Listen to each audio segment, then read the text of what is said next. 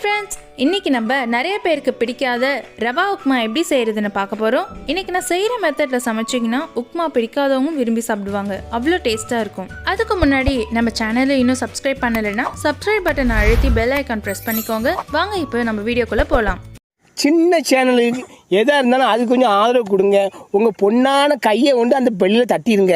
அவங்களுக்கு சப்ஸ்கிரைபர் 5-10 ஏறுனா அவங்க மனசு சந்தோஷப்படும். ஆரம்பிக்கலாங்களா? இன்னைக்கு நான் 1.25 டம்ளர் ரவா எடுத்திருக்கேன். 4 மீடியம் சைஸ் வெங்காயம், 3 பச்சை மிளகா, அரை துண்டு இஞ்சி, கொஞ்சம் கருவேப்பிலை, கொத்தமல்லி, ஒரு கேரட், 4 பீன்ஸ். இது எல்லாத்தையும் சின்ன சின்னதாக கட் பண்ணிக்கோங்க. முதல்ல நம்ம ரவையை எண்ணெயில் வறுக்கணும். ஒரு வானல்ல 2 டேபிள் ஸ்பூன் எண்ணெய் ஊற்றிக்கோங்க.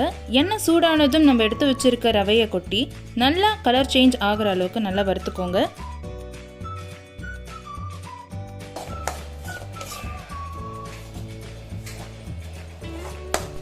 ரொம்ப கருக விட்டுறாதீங்க. இந்த அளவுக்கு கலர் சேஞ்ச் ஆன போதும். ஒரு கடாயில் 3 டேபிள் ஸ்பூன் எண்ணெய் விட்டுக்கோங்க. கொஞ்சம் கடுகு போட்டுக்கோங்க. கடுகு பொரிஞ்சதும் கொஞ்சம் சீரகம் போட்டுக்கோங்க. அடுத்து நம்ம நறுக்கி வச்சிருக்க இஞ்சி, கருவேப்பிலை, கொத்தமல்லி, பச்சை மிளகாயும் போட்டு நல்லா வதக்கிக்கோங்க.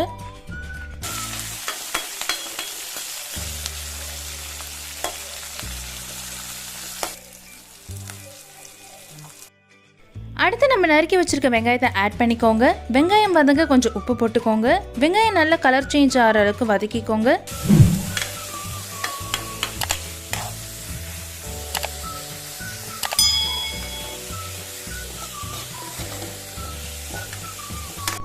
நெக்ஸ்ட் கேரட்டையும் பீன்ஸையும் ஆட் பண்ணி ஒரு 3 மினிட்ஸ் நல்லா வதக்கிக்கோங்க.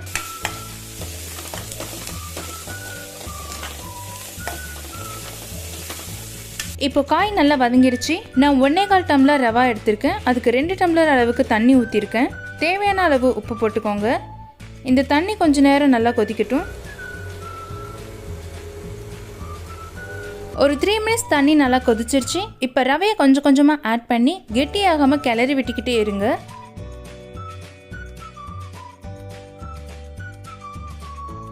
இப்போ நீங்கள் 1 டம்ளர் ரவை எடுத்தீங்கன்னா 1 டம்ளர் தண்ணி கரெக்டாக இருக்கும். நான் காய் ஆட் பண்ணியிருக்கனால கொஞ்சம் தண்ணி 1/4 டம்ளர் ஜாஸ்தியாக ஆட் பண்ணியிருக்கேன்.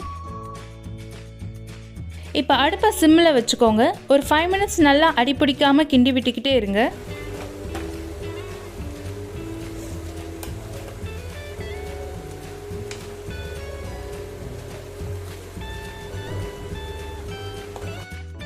ஒரு 1 மினிட் மூடி போட்டு வேக வச்சு எடுங்க. இப்போ திரும்பவும் நல்லா கிளறி விடுங்க. உப்மா நல்லா உதிரியாக வெந்திருக்கு. இப்போ இதை பவுலில் மாற்றிக்கோங்க. இந்த மெத்தடில் உப்மா செஞ்சு பாருங்கள். உப்மா பிடிக்காதவங்களுக்கு பிடிக்கும். இந்த வீடியோ பிடிச்சிருந்தா லைக் பண்ணுங்கள். உங்கள் ஃப்ரெண்ட்ஸ் அண்ட் ஃபேமிலிக்கு ஷேர் பண்ணுங்கள். மறக்காமல் நம்ம ஷாலு வெetu சமையல் சேனலை சப்ஸ்கிரைப் பண்ணிக்கோங்க. அடுத்த ஒரு சுவையான வீடியோவில் சந்திக்கிறேன். தேங்க்ஸ் ஃபார் வாட்சிங்.